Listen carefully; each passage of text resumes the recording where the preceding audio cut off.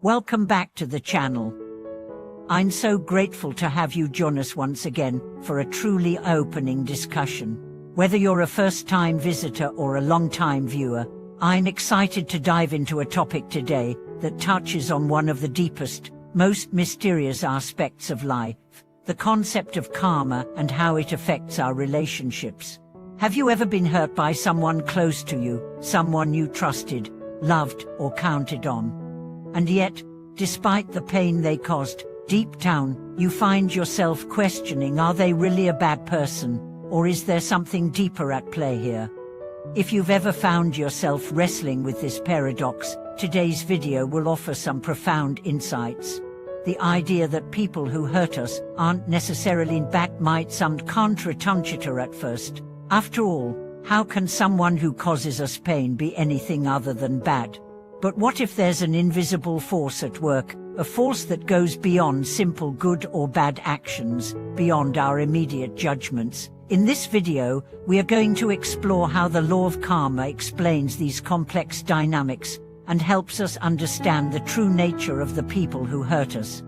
Let me start with a powerful story that will help illustrate this concept. The story takes place many years ago in a small village in China, where a young woman named Lian lived with her husband. Lian was a kind-hearted, compassionate woman who always tried to do good for others. However, her life was filled with one hardship after another, often caused by her husband, who seemed to be nothing but cruel toward her.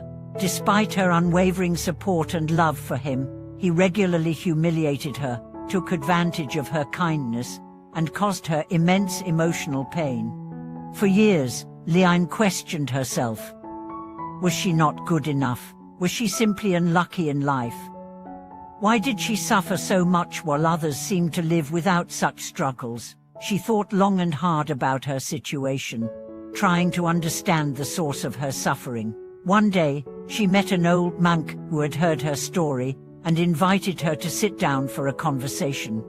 Lian explained everything to the monk, pouring out her heart and frustrations. I have tried everything to be a good wife, she said. I've been kind, supportive and patient, but no matter how much I give, my husband continues to hurt me. Why? Why is this happening to me? The monk listened carefully, then said with a calm, knowing smile, the answer lies in the unseen forces of karma. Your suffering is not the result of his bad nature, it is the result of a deep karmic relationship that you both share. He's not a bad person, but rather a person who is caught in the web of his own past actions. This answer confused Lian. How could it be? She had always thought of her husband as a cruel, bad man. She asked, but if karma is to blame, why does it have to affect me so deeply? Why am I the one suffering when he is the one who wronged me? The old monk nodded gently and said, this is a difficult truth, but one that is crucial for understanding the world around us.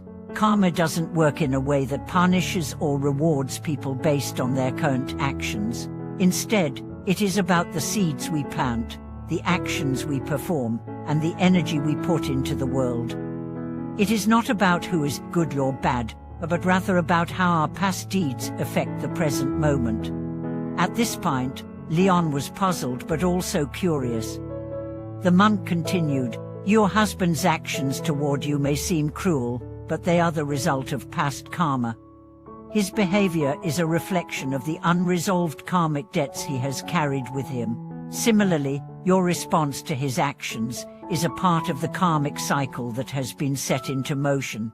It is not about him being inherently evil, it is about the forces that drive his actions, just as your reactions are shaped by your own karma. Lian sat quietly, taking in the monk's words. The monk then added, a karma is not a judgment of good or bad. It is a law of cause and effect that transcends time. When you understand this, you will see that even the people who hurt you are not inherently bad, they are simply playing a role in your spiritual journey. Their actions may be painful, but they are also opportunities for you to transform your own mind, your own heart. The monk's words deeply affected Lian. She realized that her husband's cruelty was not a personal attack, but a reflection of unresolved karmic patterns. The same was true for her own reactions. Rather than focusing on her husband's behavior, she began to look inward, reflecting on how she could respond to the situation with greater wisdom and compassion. Slowly, she began to transform her own heart and mind, releasing resentment and practicing forgiveness. In doing so, she started to see her husband's actions through a different lens, understanding that his behavior was not the result of his intrinsic nature, but the result of his own karmic struggles.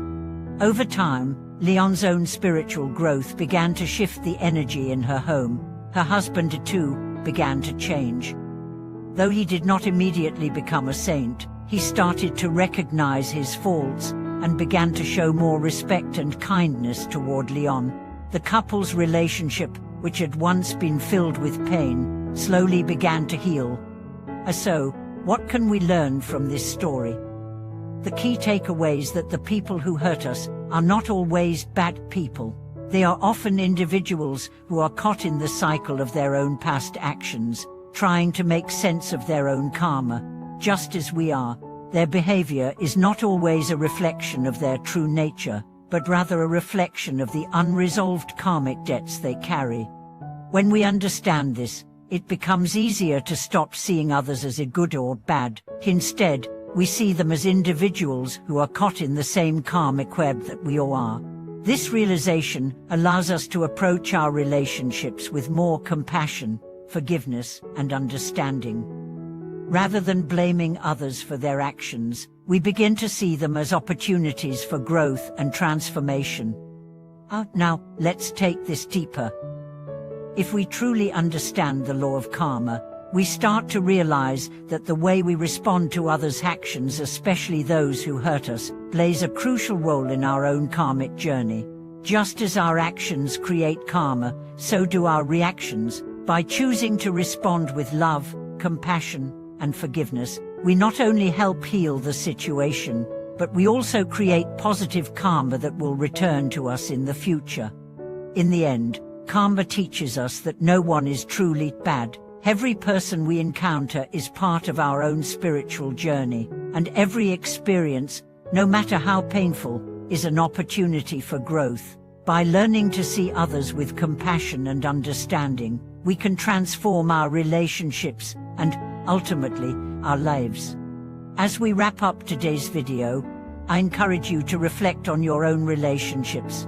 Have you ever been hurt by someone and found yourself labeling them as bad?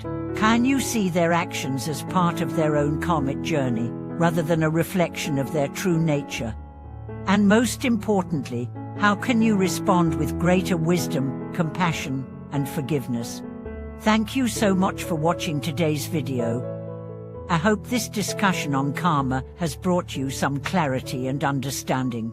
If you found this video helpful, please remember to like, subscribe, and hit the notification bell so you don't miss future videos. I'd love to hear your thoughts and experiences in the comments below. Until next time, take care, and remember, the people who hurt us may not be as bad as we think. They are often just walking their own karmic path, just like we are.